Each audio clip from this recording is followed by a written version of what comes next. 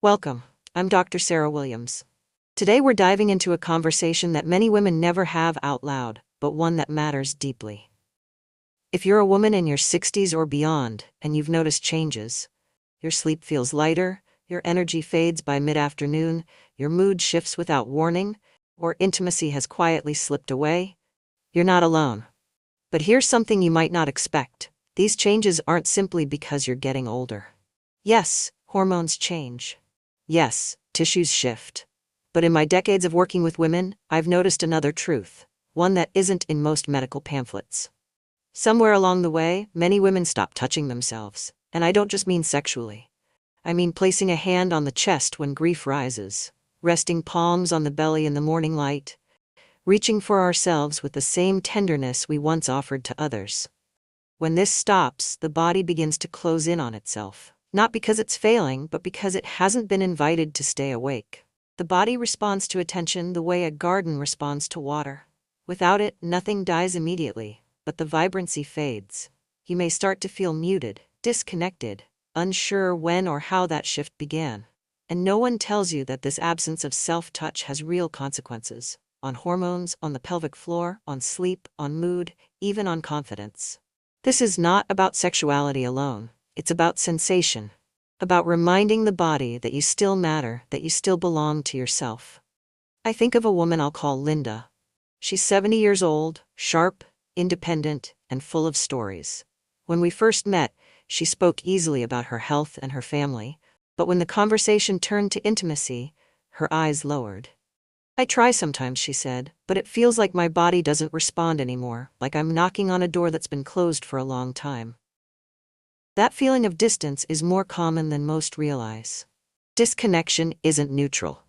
Your nervous system adapts to what it experiences. If it's met with rushed, mechanical, or absent touch, it learns to expect only that. And eventually, it stops noticing the subtler, softer sensations altogether. Think of your nervous system like a radio. When the dial is tuned perfectly, the music comes through rich and clear. But if the dial drifts, the music fades into static. The radio isn't broken. It just needs retuning. Linda's body was like that radio. It hadn't stopped working. It was simply out of tune. Retuning isn't about forcing anything. It's about slowing down, letting go of pressure, and approaching your body with curiosity. I've seen women notice a faint warmth here, a gentle tingle there, the rhythm of their own breath, all without chasing a goal.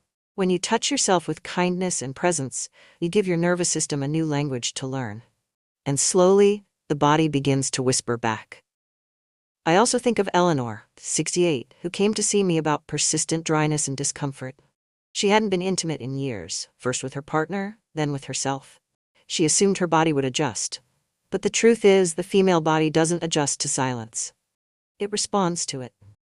And the response is not kind. When arousal stops, blood flow to the pelvic region decreases. The vaginal walls thin. Lubrication slows, the clitoris loses responsiveness, muscles weaken. This is called vaginal atrophy, and while the term sounds clinical, it is deeply personal. Discomfort, leakage, infections, and the feeling that your body no longer feels like home become all too common. Here's what most women don't know. Arousal is not indulgence. It's nourishment. When you're aroused, even gently, oxygen-rich blood flows to the pelvic tissues, delivering nutrients, keeping muscles strong, maintaining elasticity, and encouraging natural lubrication. It's a biological signal that says, this part of me is still alive. Without that signal, things don't just grow quiet, they begin to break down. Eleanor began a gentle practice, no pressure, no performance. Just breath, awareness, and soft touch. Over time, she noticed changes, less burning, more sensation. Her tissues softened, and she told me, I didn't just feel better, I felt back. Then there's Carol, 72, who told me, that part of my life is just closed. Not because of pain, not because she couldn't, but because it no longer felt right. Beneath her words was the weight of shame, a quiet force that had been with her for decades. Shame is more than a feeling. It's a biological stressor. It raises cortisol, lowers dopamine and oxytocin, disrupts sleep, weakens immunity, and dampens joy. Carol lived with restless nights, fatigue, and a sadness she couldn't name. She didn't realize that avoiding her own body was silently eroding her vitality. When she began to gently reconnect through touch and breathing, things shifted. Her sleep improved, her mood lifted. She laughed more, she stood taller. Her body was responding, not just emotionally, but biologically. Lower cortisol, higher oxytocin, more dopamine.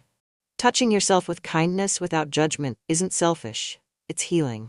It's a way of telling your body, you're safe, you matter, you're here. I've seen this again and again.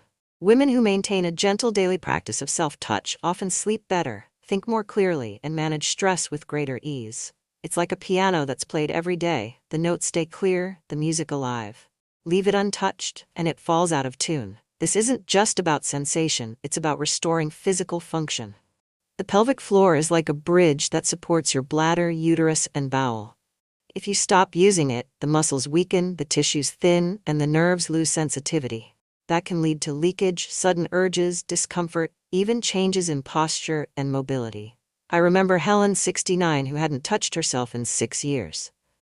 "Why bother?" she said. But when she began gentle reconnection, paired with breathing and pelvic exercises, her posture improved, her voice grew stronger, and she moved with more lightness.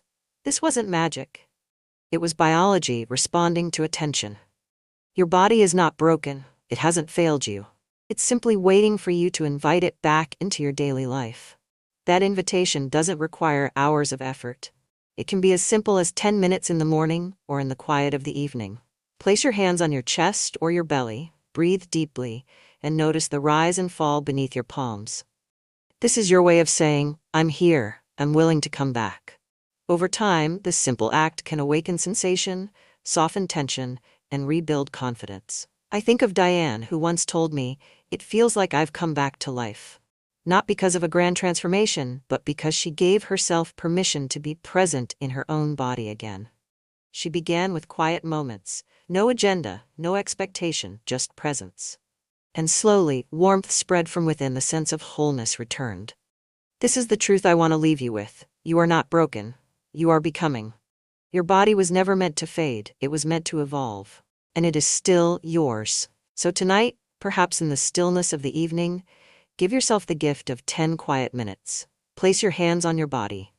Breathe slowly. Let your touch be an invitation to come home to yourself, because you are still here. You are still whole, and you still deserve to feel alive. What part of today's conversation resonated with you most? Share your reflections in the comments below. And if this message spoke to you, please like this video, subscribe to Insight with Dr. Sarah Williams, and share it with another woman who might need this reminder. Until next time, be kind to yourself and keep coming home to your body.